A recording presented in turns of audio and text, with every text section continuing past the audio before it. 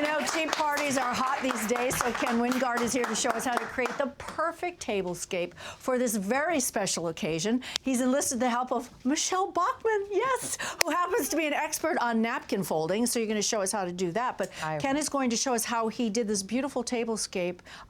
You went to a store and got things and glued them together. Yeah, who knew? One of the important things about teas is that they really need to be formal. That's the sort of specialness of it. You need to sort of up your game, but it doesn't mean you have to spend a lot of money. So I went out last night, I went to Out of the Closet, which is a local thrift store, and I bought everything on the table for $39. There I am. Stop it, under $40. All the plates were like $1.50, $2, so things don't have to match. They don't match either. Right, so you see here, we have a gold luncheon plate. We have one with like silver. Yeah. Put that on top, and it looks fabulous. And you used our glasses that we made. We actually made these, Michele. With the gold leaf, Jesse Jane made these. Aren't those lovely? We have an app now. You can go back and watch our show and learn how to do all that. Can't put it in the microwave anymore. No, right, can't put it in the microwave. No, okay. So for the centerpiece, what you really want is something that's going to be special. And this I made. It looks amazing. It's all made from secondhand cups and saucers. I made it this morning. Real flowers. Real flowers. I have a tape of me putting it together. Let's take a look at the tape. I started with just a glass cake stand.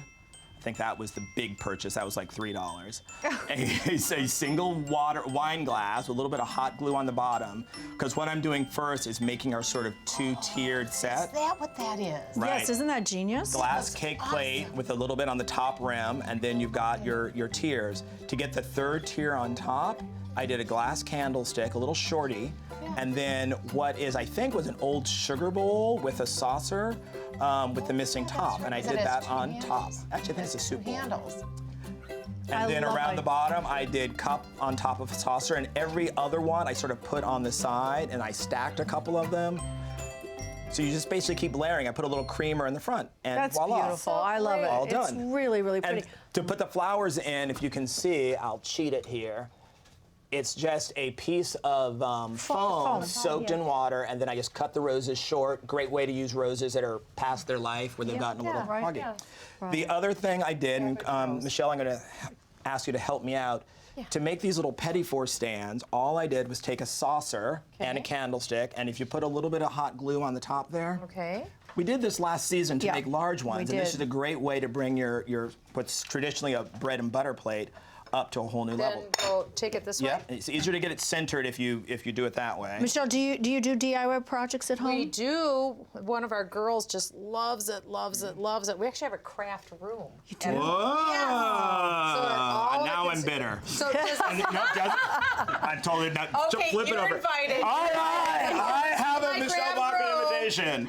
Oh, I love There you go. that. And it really makes things elegant. That. And then, so for setting the table, you want to do this right. You want to use a luncheon-sized plate, not a dinner plate, because everything needs to stay dainty and small. These are both luncheon. They're both luncheon. I stacked it just to add some depth to the table. Fork on the left, knife on the right with the blade facing in, and then your teaspoon right after that. Your cup and saucer go to the right of your spoon and knife. Oh, you have to be very particular when you give a tea party. And your water just glass. Like Downton Abbey. Very Downton Abbey. I don't have the measuring stick, though. Right. And your water glass at the tip of your knife. We'll take care of that. I think it's what? There's a little off there. There we go. There you go, an inch in. Must be perfect. You want to have your cream and sugar, and many people don't know this. The teapot. The tea should be poured by the host or hostess, so the teapot should be placed on the table with the spout actually facing who the hostess is. As a signifier of who will be pouring the tea. I see. All right. And you want to start. So then you burn yourself. No, then you have to burn yourself as you, but the English.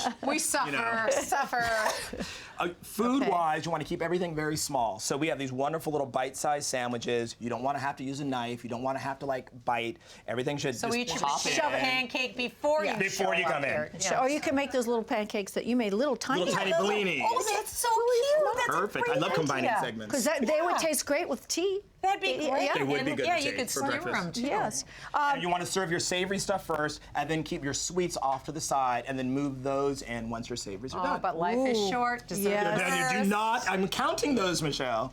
The next is napkins, and you took a napkin folding course. I did. Again, there. I you did. show us how you did it? I Let me move absolutely those will. out of the I way. did Out this. of the way there. My husband and I were first married. We moved to another city, and I just said I wanted to get to know people, so I did some adult ed classes. This was one, and it lasted for a total of one session. So anyway, you take a square napkin. Go ahead, try. It's better to take one that's crisp, a crisp napkin. Okay. So use your iron steamer and get it really nice and crisp. So corner to corner.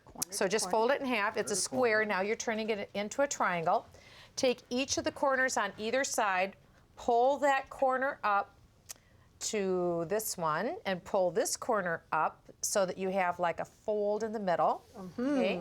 So you got that. It's a square now. Now it's a square. Now we're going to go back to triangle. So we went square, triangle, square. Now we're going to go triangle. So tuck it under itself. Got that? Oh, that got tricky. So- That got Wait, tricky. wait, wait. I That know got you're tricky. gonna All right, do I'm it. with you. can I'm do with this. you.